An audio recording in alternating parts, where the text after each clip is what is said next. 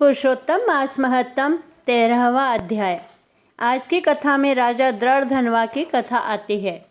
सूत जी कहने लगे, हे ऋषियों, अब मैं दृढ़धनवा की प्राचीन कथा तुमसे कहता हूँ। है देश के चित्रधनवा का पुत्र तथा महातेजस्वी सब गुणों से युक्त सत्य बोलने वाला धार्मिक दृढ़धनवा नाम से विख्यात हुआ है।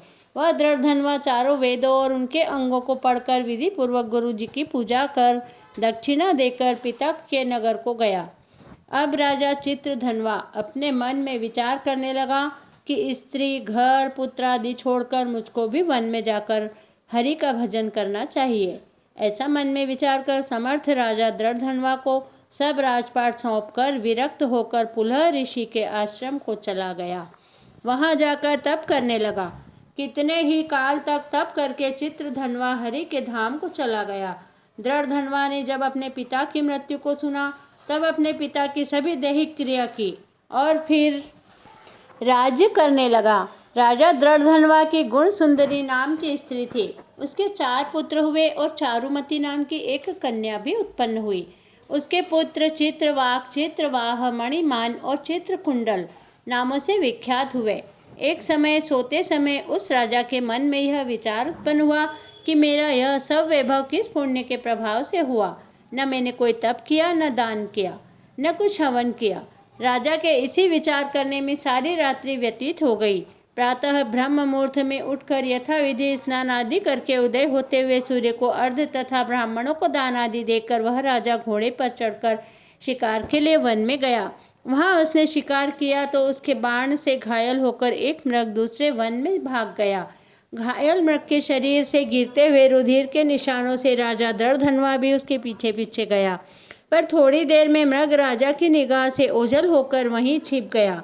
राजा ने प्यास से व्याकुल होकर फिरते फिरते सागर के समान एक सरोवर को देखा। वहां पर जाकर उसने पानी पिया। वहीं उसने अत्यंत घनी छाया वाला वट वृक्ष देखा।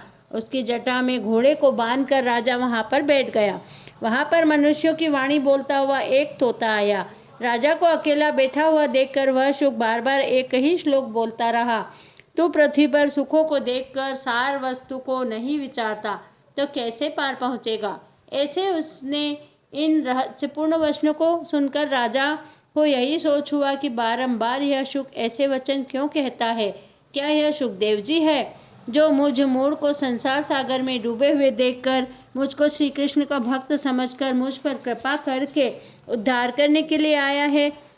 इसी विचार में था कि पीछे से उसकी सेना आ गई। वह तोता तो राजा को उपदेश देकर अंतर्ध्यान हो गया और राजा अपने नगर में शुक के वाक्यों को स्मरण करता जा पहुंचा।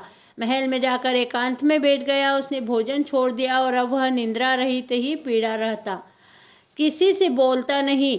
रानी ने आकर उसे प्रेम सहित कहा, उठो, उदास क्यों बैठे हो। किंतु राजा न बोला और न ही स्त्री का प्रेम निवेदन स्वीकार किया। राजा बहुत समय ऐसे ही चिंतित और दुखी मन से रहने लगा।